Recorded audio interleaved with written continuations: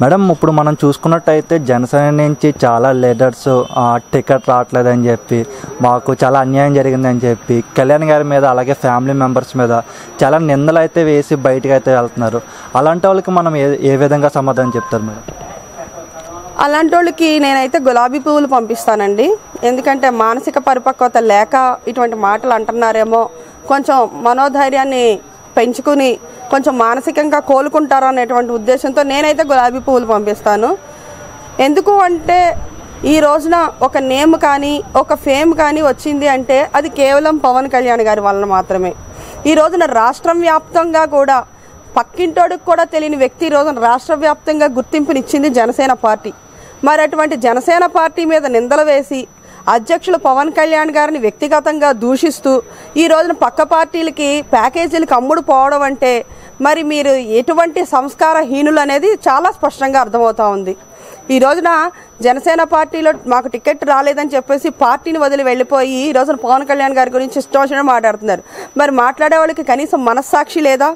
నిన్నటి వరకు పవన్ కళ్యాణ్ గారిని పొగిడినటువంటి నోటితోనే ఈ రోజు తిడుతున్నారు అంటే మాకు ఎలా అనిపిస్తుందంటే బిర్యానీ తిన్న నోటితోటి పెంట తిన్నట్లుగా అనిపిస్తుంది. అంత సిగ్గులేని బ్రతుకుతున్నారు మీరు అనిపిస్తుంది. ఎందుకంటే ఇంత నీచానికి దిగజారడం? ఈ రోజున పోతిని మహేష్ గారు ఉన్నారు, ఆయనకి ఎంతటి వాల్యూ ఇచ్చారు పవన్ కళ్యాణ్ గారు. ఒక కార్పొరేటర్ స్థాయి కాని వ్యక్తిని ఆయన ఒక రాష్ట్ర స్థాయి నాయకుడిని చేస్తే పోతిని మహేష్ గారు ఈ రోజున ప్యాకేజీకి అమ్ముడుపోయి ఈ రోజున పవన్ కళ్యాణ్ గారి మీద ఇష్టానుసారం కామెంట్లు చేస్తూ ఉన్నారు. నా భుజం మీద గనక వేరే పార్టీ కొండువ వేసుకుంటే విజయవాడ నడిబొడ్డులో ఎక్కడైనా కొబ్బరి బోండాలు అమ్మేటువంటి కొబ్బరి బోండాల బండి దగ్గర కత్తి తీసుకొచ్చి నా చెయ్యి నరికేయండి అన్నాడు కదా. మరి ఈరోజు చెయ్యి నరకడానికి మేము సిద్ధంగా ఉన్నాం. నరికించుకోవడానికి నువ్వు సిద్ధంగా ఉన్నావు పోతిని మహేష్? నువ్వు నరికించుకోవడానికి సిద్ధంగా ఉన్నావా పోతిని మహేష్? మేము నరకడానికి సిద్ధంగా ఉన్నాం. మరి వేరే మహిళలం, అదే కృష్ణా జిల్లా గడ్డ మీద పుట్టినటువంటి ఆడబిడ్డగా చెప్తున్నా. చదువు సంస్కారం, ఒక కాలేజీలో లెక్చరర్గా పనిచేసావు నువ్వు. ఒక లెక్చరర్ స్థాయి నుంచి ఈ రోజున నిన్ను రాష్ట్ర స్థాయి నాయకుడిని చేసినటువంటి ఘనత పవన్ కళ్యాణ్ గారిది. పవన్ కళ్యాణ్ గారిని అనే ముందర నువ్వు ఒకసారి మనస్సాక్షిని ఆత్మ పరిశీలన చేసుకో. ఎందుకు అంటే ఈ రోజున ప్యాకేజ్ ఇచ్చారు, నీకు ఎన్నో కోట్లు ఇచ్చావని చెప్పేసి అంటున్నారు. కేవలం నిన్ను ఈ నెలన్నర మాత్రమే వాడుకుంటారు. ఆ తర్వాత ఏ పార్టీ కూడా నేను కనీసం ఒక వార్డు స్థాయి నాయకుడిగా కూడా నేను గుర్తించదు. ఎందుకు అంటే తల్లిపాలు తాగి రొమ్ము గుద్దేటువంటి నాయకులకి ఏ పార్టీలోనూ కూడా విలువ ఉండదు. ఈ రోజున నువ్వు నా జనసేన పార్టీ నుంచి రాష్ట్ర స్థాయి నాయకుడిగా వెళ్ళినటువంటి నువ్వు ఈ రోజున వైఎస్ఆర్సీపీ పార్టీలో ఒక సామాన్య కార్యకర్తవి మాత్రమే. అది గుర్తు పెట్టుకుని నువ్వు నోటిని అదుపులో పెట్టుకుని మాట్లాడు. రైట్ మేడం, మనం చూస్తుంటే కనుక 2019లో సిపిఐ పొత్తులో ఉన్నప్పుడు వాళ్ళ ఆ సీట్ని అయితే అడిగారు. అది కాదని చెప్పి కళ్యాణ్ గారు పోతిని మహేష్కి అయితే ఇచ్చారు. అదేవిధంగా చూసుకుంటే మనం పెద్దాపురం నియోజకవర్గంలో చూస్తే తుమ్మల రామస్వామి గారు ఆయన కూడా 2019లో జనసేన తరఫున పోటీ చేశారు. అప్పుడు కూడా తుమ్మల బాబు గారు కాకుండా చాలామంది ఆశావాగులు అయితే అప్పుడు టికెట్ కోసం ప్రయత్నించారు. ఇప్పుడు చూసుకుంటే అయితే ఇప్పుడు 2024 ఎలక్షన్కి అటు పోతిని మహేష్ గారు కానీ ఇటు తుమ్మల బాబు గారికి కానీ టికెట్ రాలేదు.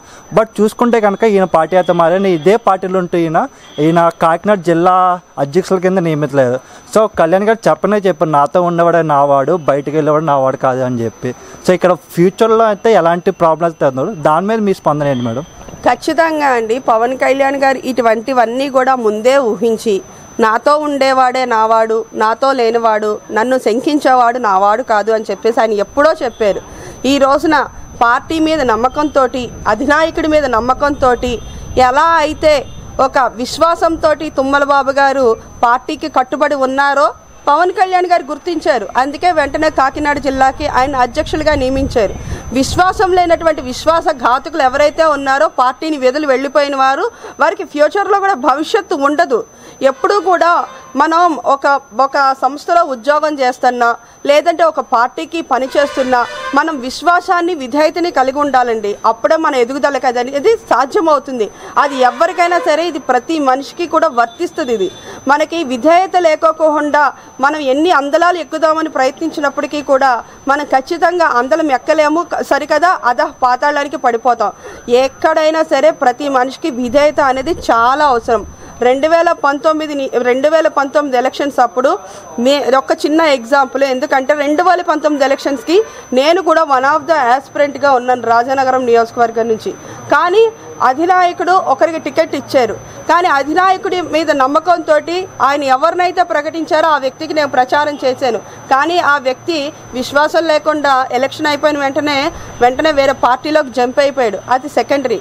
అయినప్పటికీ కూడా మేము అధినాయకుడి మీద ఉన్న ప్రేమతోటి ఆయన యొక్క నమ్మకంతో మేము ఇలా కొనసాగుతూ ఉన్నాం. ఈ రోజు ఇంతమంది నాయకులు పవన్ కళ్యాణ్ గారిని తిట్టి, పవన్ కళ్యాణ్ గారిని దూషించి బయటకు వెళ్తున్నారు కదా.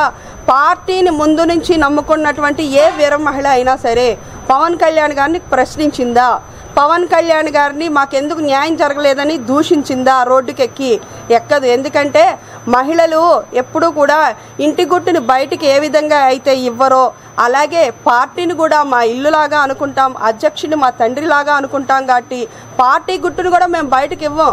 మాకు ఏదైనా ప్రాబ్లం అనిపించినా అధినాయకుడి మీద విశ్వాసాన్ని ఆ విధంగానే కంటిన్యూ చేస్తూ మేము పార్టీలో కొనసాగుతున్నాం. కాబట్టి ఈ రోజున పవన్ కళ్యాణ్ గారి దృష్టిలో మేము మమ్మల్ని పేరు పెట్టి పిలిచేంత విశ్వాసాన్ని మేము కలిగి ఉన్నాం. మా మీద పవన్ కళ్యాణ్ గారికి నమ్మకం ఉంది, పవన్ కళ్యాణ్ గారి మీద మాకు నమ్మకం ఉంది.